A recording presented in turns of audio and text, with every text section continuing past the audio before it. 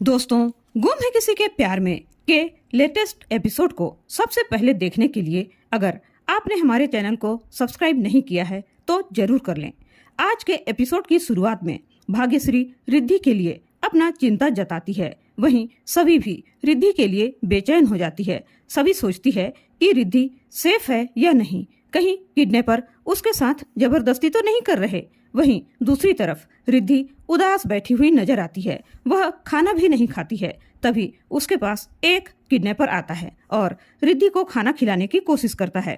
कहता है कि मुझे तुम्हारा अच्छे से ख्याल रखने की जिम्मेदारी दी गई है, इसलिए अब तुम्हें खुश रखना तो मेरी ड्यूटी है ना मैडम। कहकर वह उसके साथ जबरदस्ती करने की कोशिश करता है। तभी रिद्धि उसे धक्का दे देती है और उधर भाग्यश्री सर दर्द से परेशान हो रही होती है और मन ही मन सोचती है, ये रिद्धि ने मुझे कॉल क्यों नहीं किया। अगर कॉल कर देती तो उसका क्या बिगड़ जाता। मेरा सर तो फटा जा रहा है उसकी टेंशन में। तभी वहाँ सवी आ जाती है और कहती है, मम्मी जी आपको बाम की नहीं चंपी की जरूरत है, और उनके सर की मालिश करने लगती है। लेकिन भाग्यश्री उसका हाथ झटके से हटा देती है। लेकिन सभी फिर से उसका मालिश करने लगती है और कहती है, मम्मी जी आप थोड़ी देर के लिए मुझे सभी ना समझकर रिद्धि समझ लीजिए ना। आप मुझे बहू ना समझकर बेटी समझ लीजिए, क्योंकि अगर आप मुझे मालिश नहीं करने देंगी तो मुझे बहुत बुरा लगेगा। प्लीज मम्मी जी आप ऐसा मत कीजिए, मुझे मालिश करने दीजिए। आप ये सोच लीजिए कि यहाँ रिद्धि ही है। तब भाग्यश्री उसे मालिश करने देती है। सभी बहुत प्यार से उसका चंपी करती है। भाग्यश्री को नींद आने लगता है और वह सो जाती है। सभी मन ही मन सोचती है, मम्मी जी मुझसे अपनी बेटी की तरह प्यार करती है। तभी बाहर से शोर सुनाई देता है। लोग ठक्कर परिवार हाय हाय, ठक्कर परिवार हाय हाय का नारा लगाने लगते हैं। भाग्यश्री और सभी दोनों उस शोर को सुनकर बाहर जाते हैं। वहां देखते हैं तो अनिकेत लोगों को शांत कराने की कोशिश कर रहा होता है, लेकिन लोग शांत होने का नाम ही नहीं लेते। तभी सभी भी उन्हें शांत कराने की कोशिश करती है, लेकिन वे लोग पत्थर बरसाने लगते हैं। एक पत्थर भाग्यश्री के माथे पर लग जाता है। सभी लोगों के ऊपर जोर से दबाव बनाकर चिल्लाती है और शांत करवाकर अपने पास बैठाती है और उनके इस तरह आने का कारण पूछती है। सभी लोग बताते हैं कि तारा उस कंपनी की सीईओ है। हमने अपनी परेशानी उससे साझा करने की कोशिश की, लेकिन वह हमसे बात ही नहीं करना चाहती। हमें सैलरी नहीं मिल रही है, हमारे घर के सारे खर्चे तो उसी सैलरी पर डिपेंड है। एक औरत ने कहा, मेरे ससुर बीमार हैं, अस्पताल में भर्ती हैं, घर पर कोई और कमाने वाला नहीं है। डॉक्टर पहले फीस भरने के लिए कह रहे हैं, तभी इलाज शुरू होगा। सभी उन लोगों की बातें सुनकर अपने कमरे में जाती है, अपना बैंक अकाउंट चेक करती है, लेकिन बैंक अकाउंट तो खाली पड़ा था। उसे कुछ भी समझ में नहीं आता कि अब वह क्या करे। तभी वहाँ सई आती है, अपने गुल्लक को फोड़ देती है और अपनी परी मम्मा सभी को सारे रुपये दे देती है। लेकिन सभी कहती है, सही बेटा आपके पास आपकी परी मम्मा है ना, सब ठीक कर देगी। ये सारे पैसे आप अपने पास रखो। सभी अपना ईयररिंग लाकर उन लोगों को दे देती है और कहती है, अभी के लिए आप लोग ये रख लो, मैं बाद में आप लोगों के सारे पैसे दिलवा दूंगी। वे लोग वहाँ से चले जाते हैं। भाग्यश्री यह सब देखकर रोने लगती है। तारा गुस्से में कहती है, मैं भी देखती हूँ, तू सारे पैसे कहाँ से लाकर देगी, बाद में हमारे पास मत आना पैसे मांगने। भाग्यश्री रोते हुए कहती है, मेरा रजत इस दुनिया से क्या चला गया, हम लोगों को कैसे कैसे दिन देखने पड़ रहे हैं। मैं ये सब दिन देखने से पहले मर क्यों नहीं गई। तभी सभी भी इमोशनल हो जाती है। वह रजत को याद करती है और कहती है, ये सब चीजें मैं कैसे संभाल पाऊंगी, मुझे समझ में नहीं आता रजत। एक गुत्थी सुलझाने की कोशिश करती हूँ तो दूसरी उलझ जाती है। उधर रिद्धि गुंडों के चंगुल से भाग रही होती है। गुंडा उसका पीछा कर रहा होता है। रिद्धि गुंडे का फोन लेकर भाग जाती है। तभी वह सभी को कॉल कर देती है और उसे बताती है कि वह उसे एक मंदिर के पास मिलेगी। सभी कहती है, रिद्धि तुम डरो मत, मैं तुम्हें लेने आ रही हूँ, मैं तुम्हें बचा लूंगी। रिद्धि मोबाइल को वहीं फेंक देती है और एक ट्रक में बैठ जाती है, क्योंकि ट्रक वाले ने जिस मंदिर का नाम बोला था रिद्धि ने सभी को उसी मंदिर का नाम बताया था और वह चुपके से ट्रक के पीछे बैठ जाती है।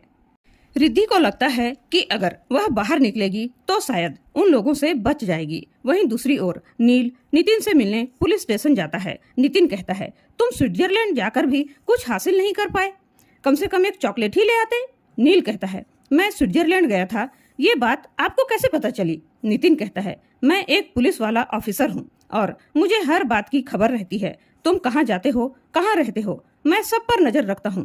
कहीं ऐसा तो नहीं कि सभी पर नजर रखते रखते तुम्हारी नजर सभी से हटती ही नहीं? तभी नील कहता है, मैं तुम्हारा कोई गुलाम नहीं हूँ और मैं तुम्हारे लिए काम नहीं कर रहा हूँ। तुम्हारे कहने पर अपने लिए काम कर रहा हूँ और वैसे भी मैं सारी बातें तुम्हें क्यों बताऊं? तभी नील को सभी के साथ जो बातें हुई थी सारी बातें याद आ गई कि कैसे सभी ने कहा था कि तुम मेरे सीनियर के चमचे हो। नील नितिन को अपना कार्ड निकाल कर देता है और कहता है, इसी कार्ड के बदौलत तुम मुझे घुमाना चाहते हो ना, लेकिन मैं नहीं घूमने वाला। तुमने मेरे साथ हाथ मिलाया था, न कि मैंने। पकड़ो ये अपना कार्ड और अपना भाषणबाजी अपने पास रखो। मैं तुम्हारा कोई गुलाम नहीं हूँ जो तुम मुझ पर हुक्म चलाते रहोगे और मैं तुम्हारे इशारों पर नाचते रहूंगा। मुझसे ये सब नहीं होगा, कहकर कार्ड नितिन को देकर वहां से चला जाता है। नितिन कार्ड को हाथ में लेकर सोचने लगता है, इस डॉक्टर में कितना एटीट्यूड भरा हुआ है। तभी नील को सभी का केबिन दिखता है। नील सभी के केबिन के अंदर जाता है, उसके नेम प्लेट को देखता है, मन ही मन कहता है, यहीं पर सभी मैडम बैठती होगी। वह फिर से सभी के बारे में ही सोचने लगता है। स्विट्जरलैंड में सभी के साथ कुछ दिन उसने जो पल गुजारे थे वह सारी बातें उसे याद आने लगती है। फिर नील सोचता है, अरे मैं सभी के बारे में ही बार बार क्यों सोचने लगता हूँ। फिर वह सभी के टेबल को साफ करता है, टेबल पर रखे ग्रास के प्लांट में पानी भी डाल देता है। फिर से मन ही मन सभी को याद करके वहां से चला जाता है। दूसरी तरफ सभी भाग्यश्री से कहती है, मम्मी जी हमारे परिवार में बहुत ज्यादा संकट आ रहे हैं। मैं सोच रही हूँ क्यों ना मैं डरी वाले मंदिर में जाकर भगवान से अपने परिवार के लिए प्रार्थना करूं। भाग्यश्री हामी भर देती है। सभी मन ही मन भाग्यश्री से माफी मांगती है और कहती है, मम्मी जी माफ करना, अभी मैं आपको रिद्धि के बारे में कुछ भी नहीं बता सकती। तभी भाग्यश्री कहती है, थोड़ा रिद्धि के लिए भी प्रार्थना करना कि उसे बुद्धि आ जाए कि वह हमें भी फोन कर ले। तभी वहाँ तारा आ जाती है और कहती है, अभी अभी घूमकर आई है और फिर कहाँ चल दी, तेरे पैर घर में टिकते ही नहीं क्या? सभी कहती है, तारा मैं मानती हूँ कि तुम मुझे पसंद नहीं करती हो, लेकिन मैं उन लड़कियों में से नहीं हूँ जो अपने परिवार को छोड़कर यूं ही घूमती रहे।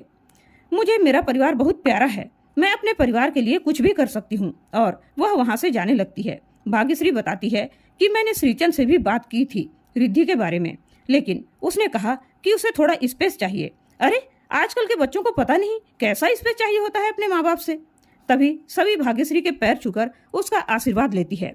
आप चिंता मत कीजिए मम्मी जी, रिद्धि बहुत जल्दी वापस आ जाएगी, कहकर सभी वहां से चली जाती है। दूसरी तरफ नील सभी को कॉल करता है, लेकिन सभी कॉल रिसीव नहीं करती। नील परेशान हो जाता है। तभी सभी उसके सामने आकर खड़ी हो जाती है। नील परेशान होकर पूछता है, आप मेरे फोन को रिसीव क्यों नहीं कर रही थी? सभी पूछती है, आप यहाँ क्या कर रहे हो? नील कहता है, आपने मेरे कॉल को रिसीव नहीं किया तो मैं आपसे मिलने पुलिस स्टेशन आ गया। सभी कहती है, मैं आपसे बात नहीं करना चाहती, मेरे पास टाइम नहीं है आपके साथ बात करने के लिए। नील कहता है, मैं आपको अकेला नहीं छोड़ सकता, रिद्धि मिली या नहीं यह पता तो मैं लगाकर ही रहूंगा, चाहे आप मुझे अपने साथ जाने दो या ना दो। तो दोस्तों आने वाले एपिसोड में यह देखना दिलचस्प होगा कि क्या नील सभी का पूरा पूरा साथ दे पाएगा, क्या रिद्धि उस मंदिर तक पहुंच पाएगी और क्या सभी रिद्धि को सही सलामत बचा पाएगी या सभी के रास्तों में और मुश्किलें बढ़ेंगी। जानने के लिए हमारे साथ इसी चैनल पर बने रहें और चैनल को सब्सक्राइब नहीं किया है तो प्लीज चैनल को सब्सक्राइब जरूर कर लें। धन्यवाद।